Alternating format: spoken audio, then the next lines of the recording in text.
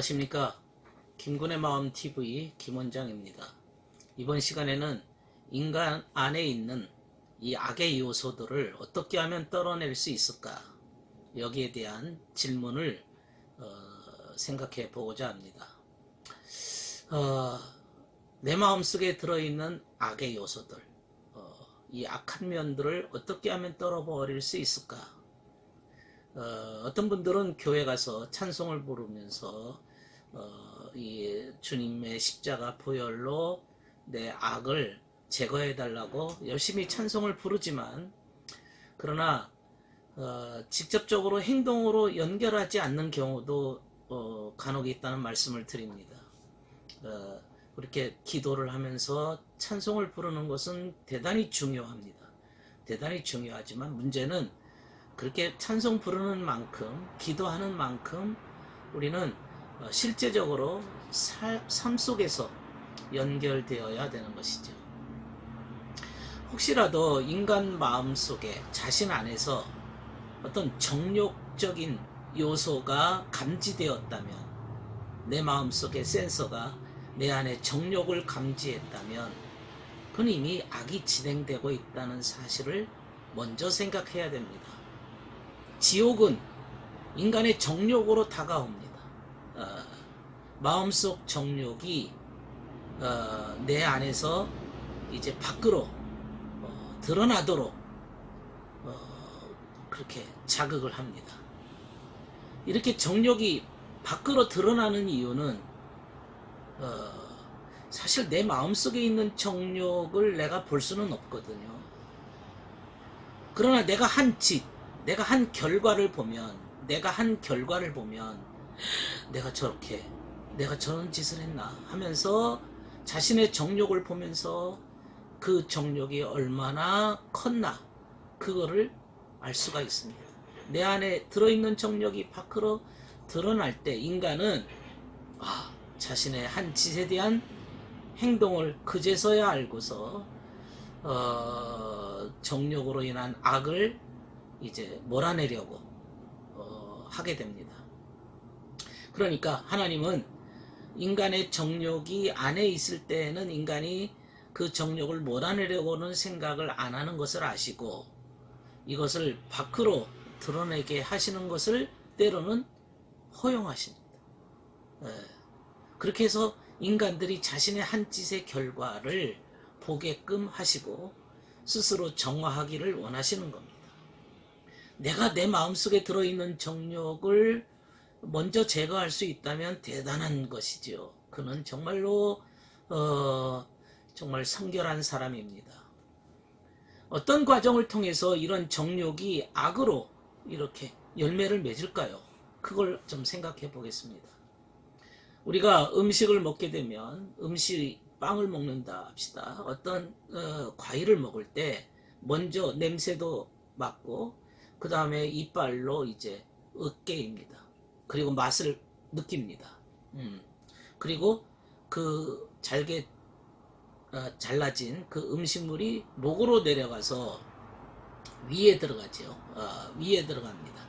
그리고 위에서 이제 이 음식물이 더 잘게 부서지고, 그 다음에 이제 뭐가 됩니까? 피가 되고 살이 됩니다. 사실 이 피가 되고 살이 되는 건 이제 내가 할 수 있는 권한은 아니죠. 그리고 그것은 감각적으로 느껴지지도 않습니다. 그 음식물이 어떻게 피가 되고 살이 되고, 지금 피가 되네, 지금 살이 되네, 그렇게 느껴지는 건 아니죠. 그러나 피가 되고 살이 됩니다. 마찬가지로 인간의 마음의 세계에도 이와 같습니다. 처음에는 정욕의 쾌락을 느낍니다. 이게 즐겁다. 그 쾌락을 느낍니다. 어떤 감각적으로 느낍니다. 그리고 그 쾌락을 느끼고 행동을 취해서 죄를 범합니다. 그렇게 죄를 범합니다. 그런데 그것이 이제 시간이 지나면 마치 음식물이 피가 되고 살이 되듯이 그렇게 되는 것처럼 정욕도 역시 이제 점차로 익어가는 거죠.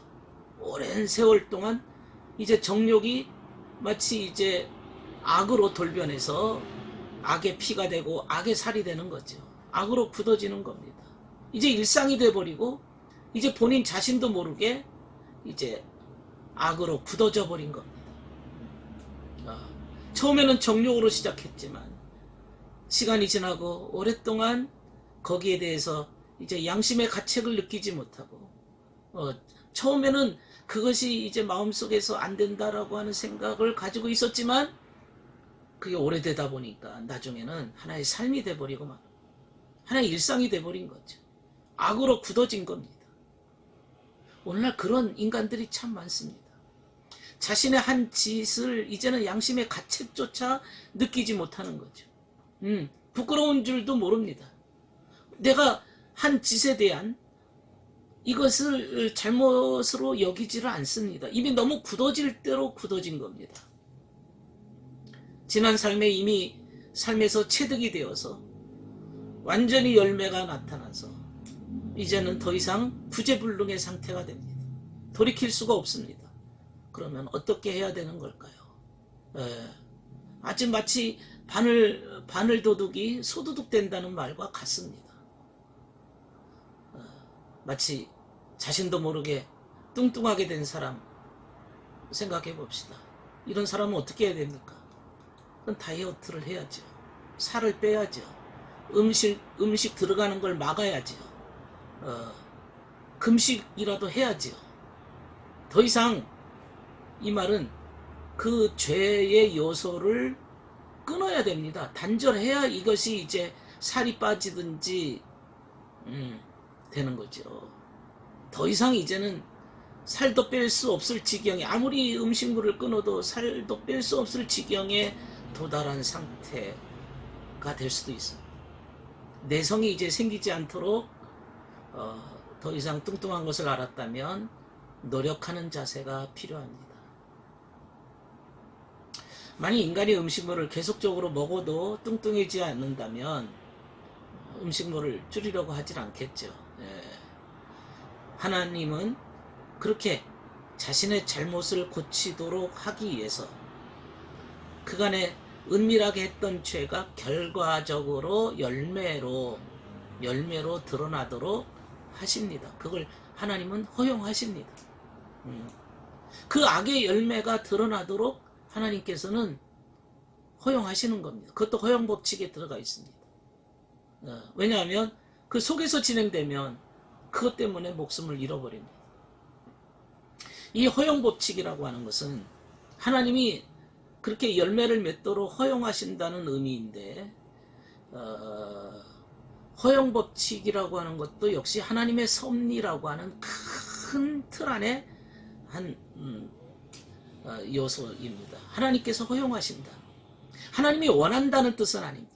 하나님이 뭐 계획하시거나 하나님이 역사하시거나 하나님이 직접 하시는 건 아닙니다. 그러나 인간이 죄를 짓는 모습을 허용을 하십니다. 인간의 자유의지로 행하는 자신의 그 선택에 대해서 그 자리에서 막지를 않으신다는 의미죠. 강제로 막을 수는 없다, 이런 뜻입니다.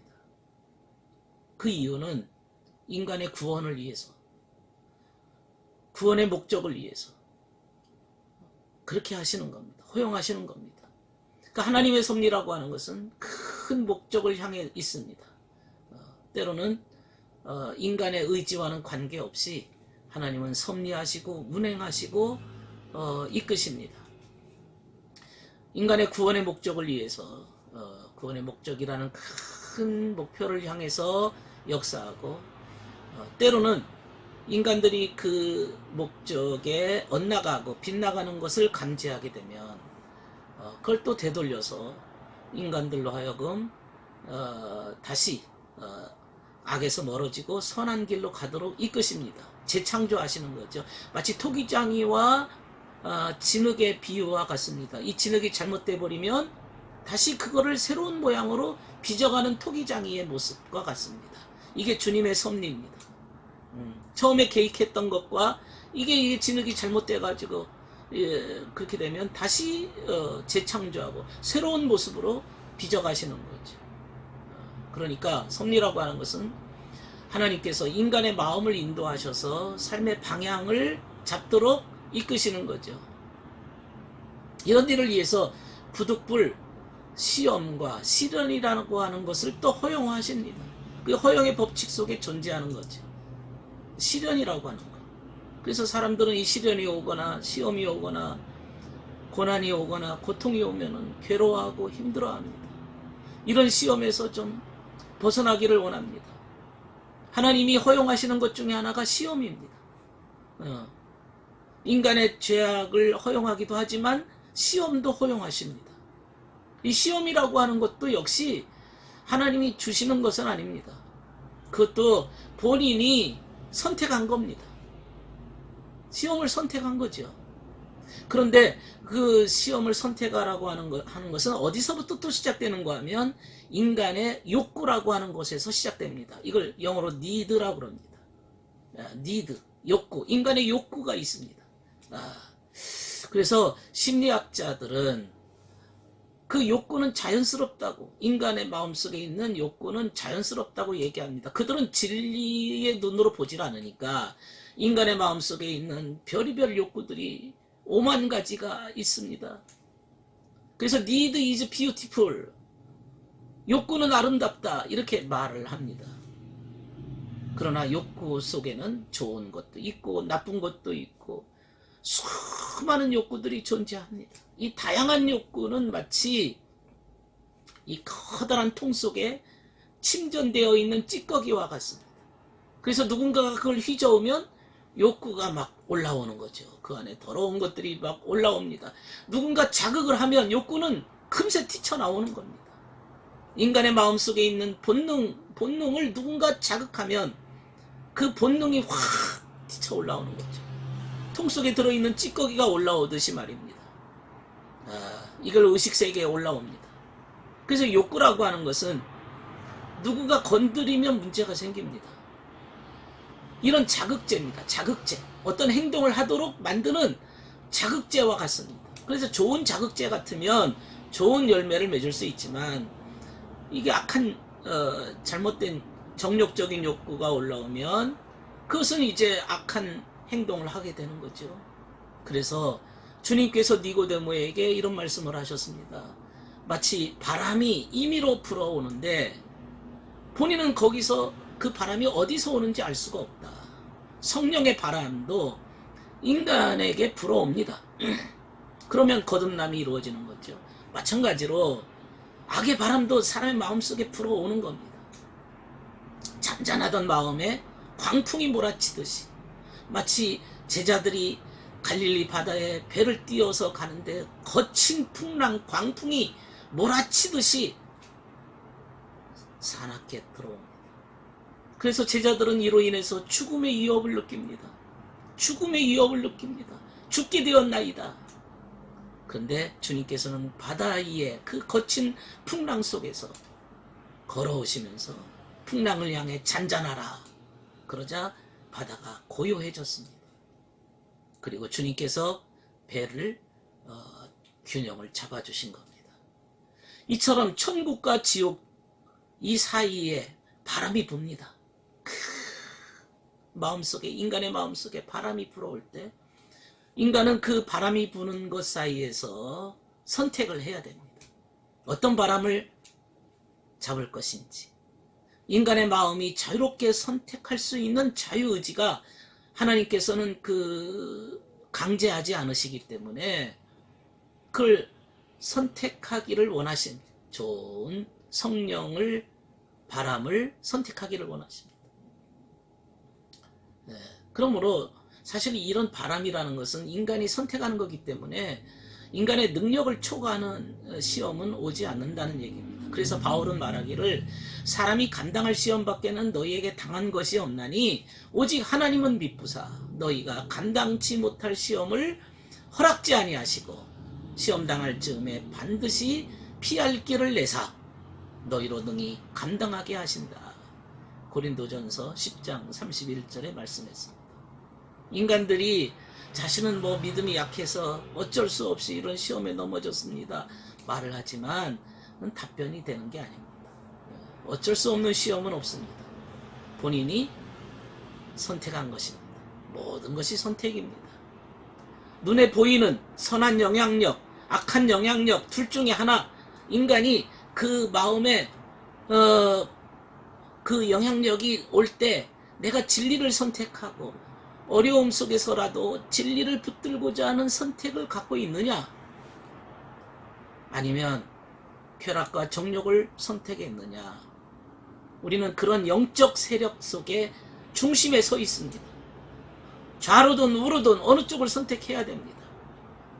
선한 영향력이든 악한 영향력이든 선한 세력이든 악의 세력이든 천사든 악령이든 둘 중에 하나를 선택하는 겁니다.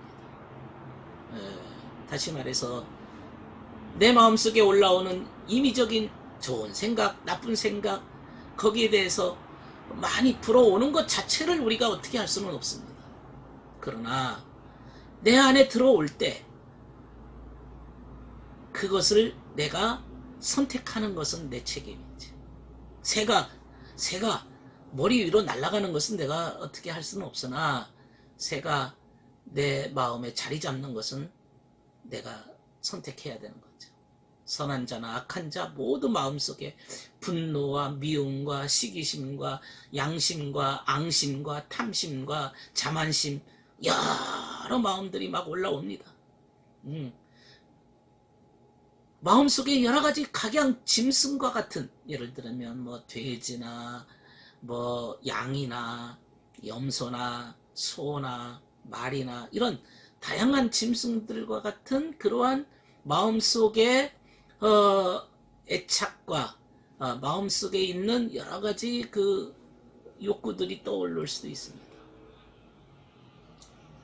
그런 욕구를 따르고 하는 것은 본인의 선택인데요. 내가 악한 욕구를 따르고 그 속에서 기쁨을 누린다면 그건 자신의 것이 됩니다. 악의 욕구를 막 올라올 때 거절하고 선한 욕구를 내가 따른다면 그것도 자신의 것이 됩니다. 주님이 시험을 허용하신 이유는 바로 이겁니다. 네가 자유롭게 선택하지 않으면 네 것이 될 수가 없기 때문에 그렇다는 거죠. 내가 선택해야 그것이 내 것이 되기 때문에 우리는 주님의 이 선택에 대한 교리를 잘 보셔야 됩니다. 그러면서 우리는 이 악을 어떻게 내가 물리치고 어떻게 내가 선한 영향력을 받아들일 것인가, 이것은 내가 선택의 능력, 선택의 그 확실한 느낌을 항상 붙들고 있어야 됩니다.